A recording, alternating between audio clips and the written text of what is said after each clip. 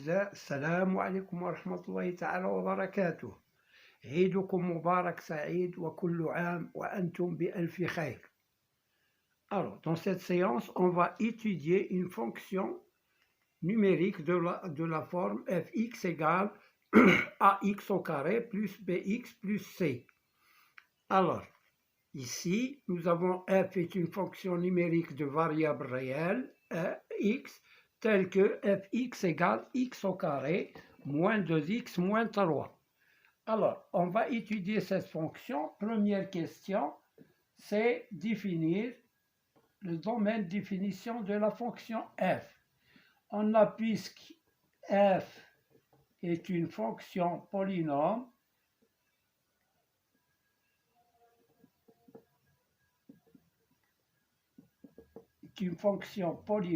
alors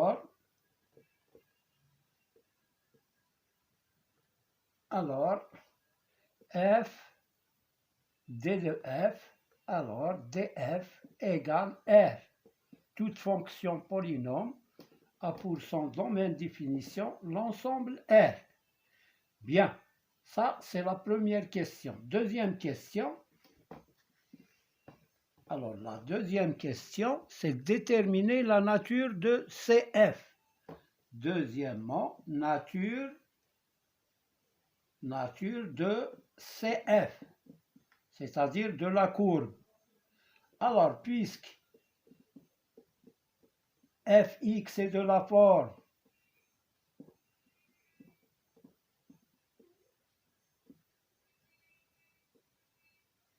ax au carré plus bx plus c, alors CF, c'est-à-dire la courbe de f, est une parabole.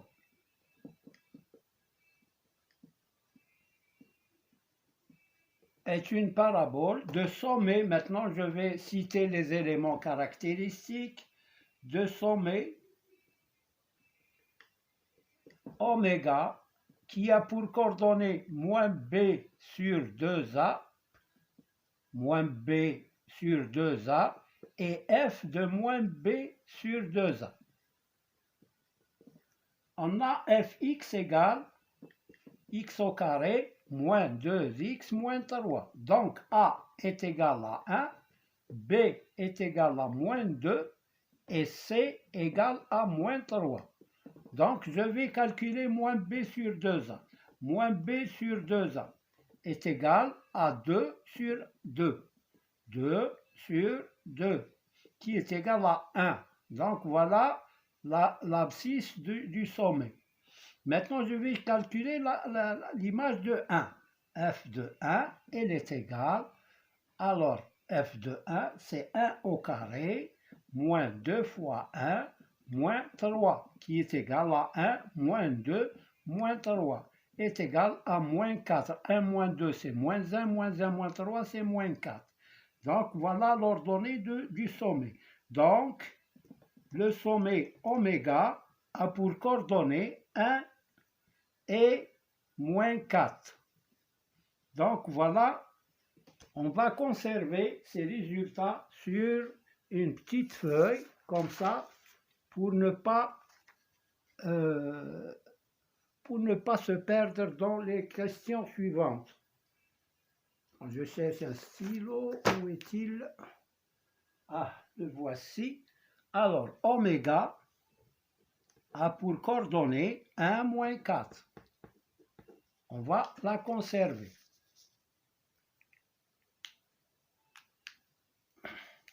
Alors j'efface et il me reste encore un élément qui est l'axe de symétrie.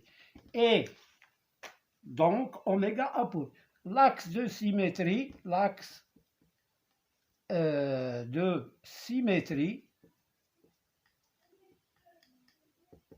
de CF et la droite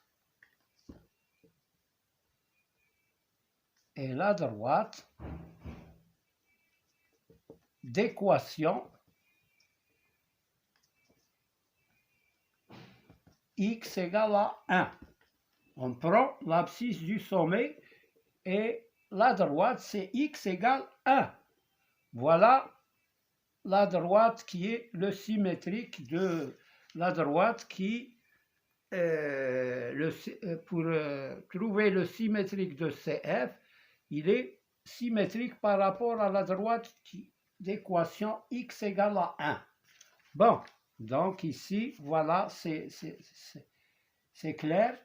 Maintenant, on va passer à la question suivante.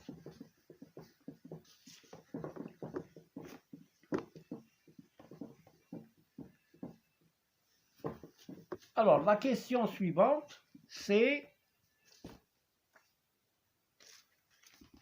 établir le tableau de variation de f. Alors, le tableau de variation de f, maintenant, on a oméga qui a pour coordonnées 1, moins 4. Donc, pour le tableau de variation, on a f, elle est croissante, et décroissante, décroissante. Alors, puisque A est positif, le A, c'est 1. A égale 1 et, bon, je vais l'écrire. Alors, puisque A égale à 1 qui est positif, alors F est décroissante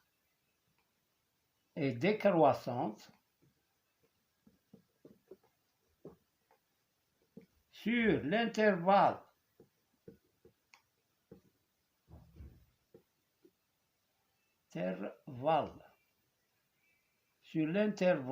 on l'écrit comme ça, l'intervalle, oui, sur l'intervalle moins l'infini 1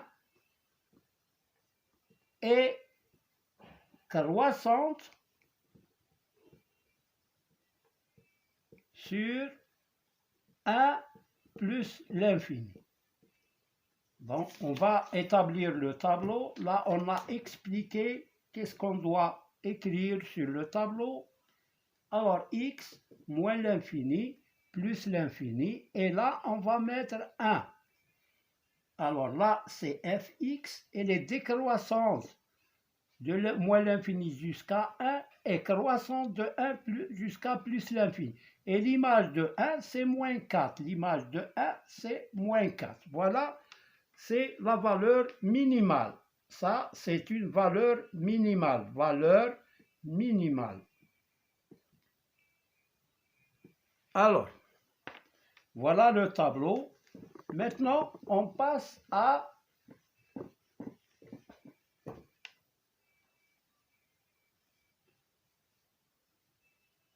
déterminer les points d'intersection de CF avec OX. Alors, CF inter OX. Alors, pour calculer l'intersection de la fonction de la courbe de f avec l'axe des abscisses, on va résoudre l'équation f de x égale 0. On a f de x, c'est x au carré, moins 2x, moins 3 égale 0. Maintenant, on va résoudre cette équation au moyen de delta. Delta est égal à b carré moins 4ac. Alors, il est égal, b carré, c'est moins 2 au carré, moins 4 fois a, c'est 1, fois c, c'est moins 3, est égal à 4, moins par moins, c'est plus, 4 fois 3, 12. 4 fois 3, c'est 12, qui est égal à 16. Donc, on a deux solutions, x1 égale moins b, c'est 2, moins racine de delta, moins racine de 16, c'est 4. Sur 2a, c'est 2 fois 1, 2. 2 moins 4, c'est moins 2, sur 2 égale moins 1. La deuxième solution, c'est 2 plus racine de delta, c'est racine de 16, c'est 4. Sur 2a, c'est 2. Égale 6 sur 2 égale à 3. Donc, les points, quels sont les points d'intersection? C'est moins 1, 0. les points A d'abscisse moins 1, 0 et B de coordonnées 3, 0 sont les solutions, sont les points d'intersection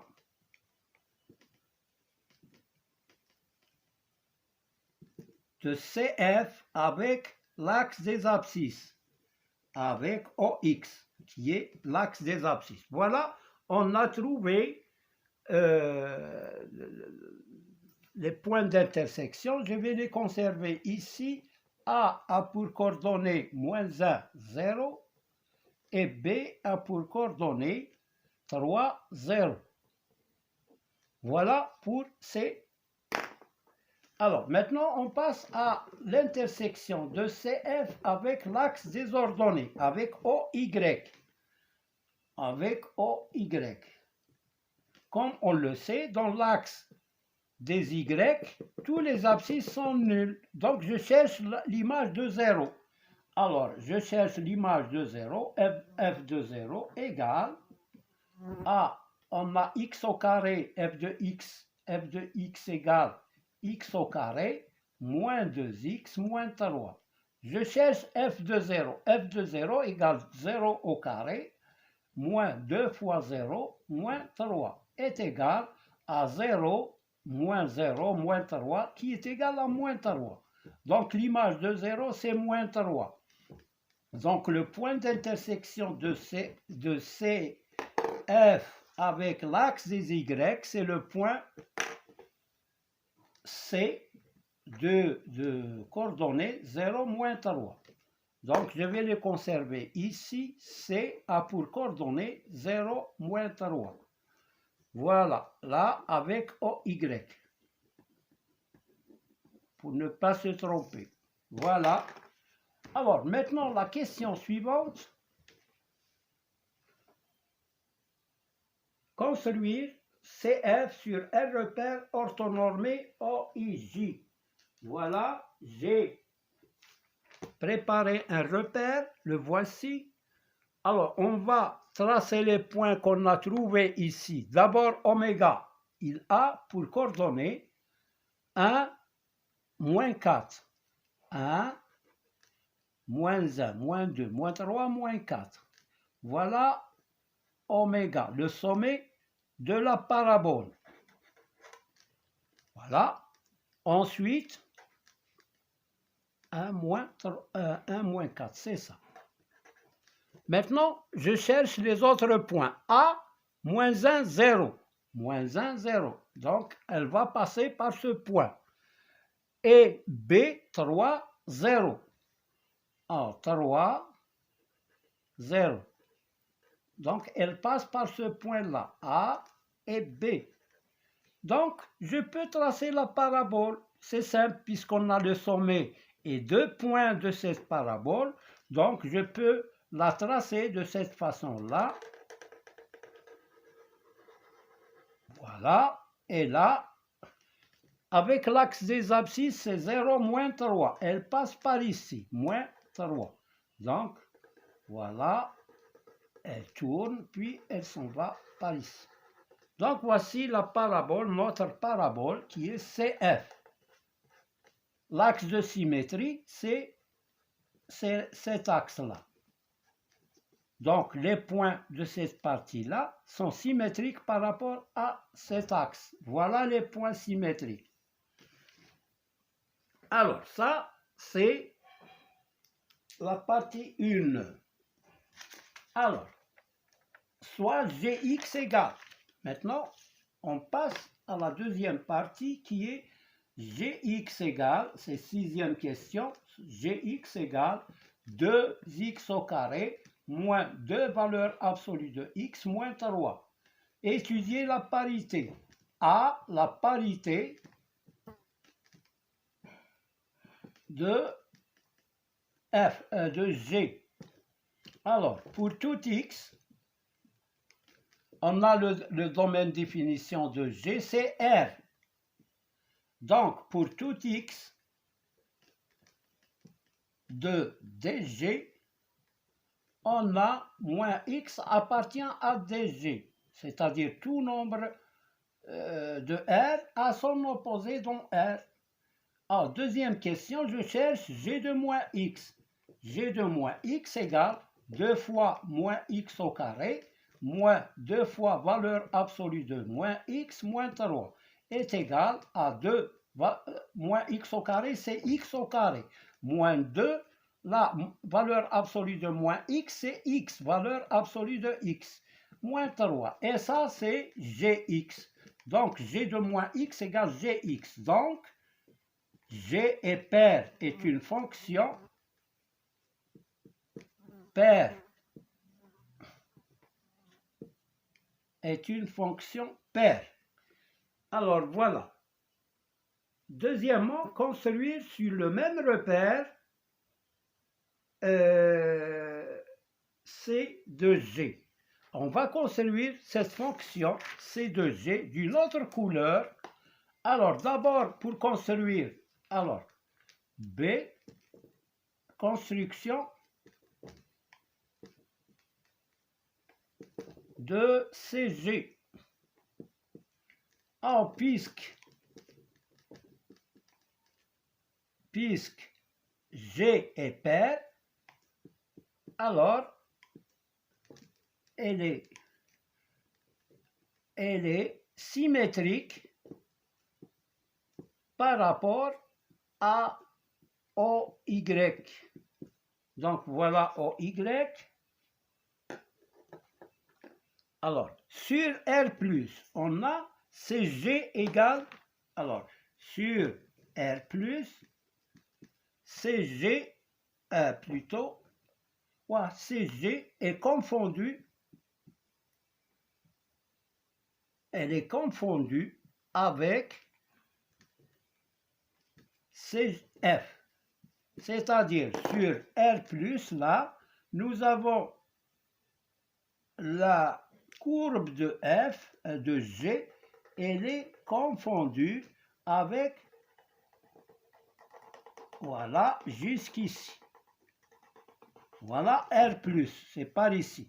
Maintenant, sur R-, elle est le symétrique de cette partie. Donc, cette partie-là, je vais chercher le symétrique de ce point par rapport à l'axe des ordonnées, c'est ce point. Alors, ensuite, on a le symétrique de B par rapport à l'axe D. Ici, c'est 3, là, c'est moins 3, moins 1, moins 2, moins 3. Donc, elle va passer par ici et puis elle va monter comme ça. Donc, voilà cette courbe de CG. Alors, je vais la noter ici, CG. Donc, voilà la courbe de CG. Elle est en rouge. La courbe de CF, elle est en vert. Bon. Deuxième, la question suivante. Construire CG sur le même repère. Étudier le nombre de solutions de l'équation Gx égale M. Voilà Gx, la courbe de Gx, est égale à M. Gx égale à M, c'est-à-dire que c'est une fonction constante. Ça dépend de la valeur de M. Par exemple, si je prends G de 2, G de x égale 2, alors elle sera, voilà le repère, je prends 1, 2, elle sera cette droite-là, qui est parallèle à l'axe des abscisses. Donc c'est la droite d'équation Gx égale 2. Bon, s'il est égal à moins 1, voilà le repère, moins 1 c'est par ici. Elle sera parallèle à l'axe des abscisses et son équation sera Gx égale moins 2 ou bien Y égale moins 2. Voilà pour ces éclaircissements. Alors, bon, je vais tracer la droite Gx égale à M. Alors, elle peut être par ici, parallèle à l'axe des abscisses, à l'axe des abscisses, Elle peut passer par oméga et sens symétrique. Elle peut passer par le point ici, ce point-là. Elle peut passer au-dessus de ces points. Ah, on parle de Gx, hein, en rouge. Et s'il est par ici, ça veut dire que il y a seulement deux solutions. Bon, maintenant, on va résumer ça. Pour x égale, pour m, hein, pardon, j'efface le tableau.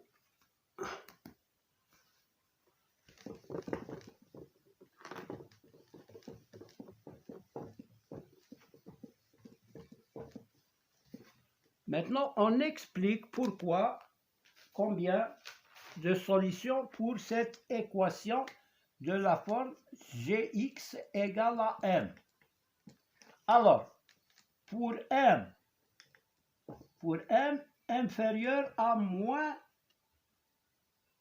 là nous avons moins 1, moins 2, moins 3, moins 4. Pour m inférieur à moins 4. Pas de solution, c'est-à-dire que l'ensemble solution est vide, aucune, zéro solution, zéro solution. Pour m égale à moins 4. Là c'est moins 3, m égale moins 4. Il y a deux solutions. Deux solutions. Pour l'équation Gx égale à m. Pour m égale à moins 3. On a 1, 2 et 3 solutions. 3 solutions. Pour m supérieur strictement à moins 3, pas de solution, deux solutions. Hein? Là, deux solutions, là, deux solutions, cette solution et celle-là, c'est-à-dire les abscisses. Il y a deux solutions. Une, deux. Alors, deux solutions. Et voilà, on a terminé. Ce sont tous les cas possibles. Bon.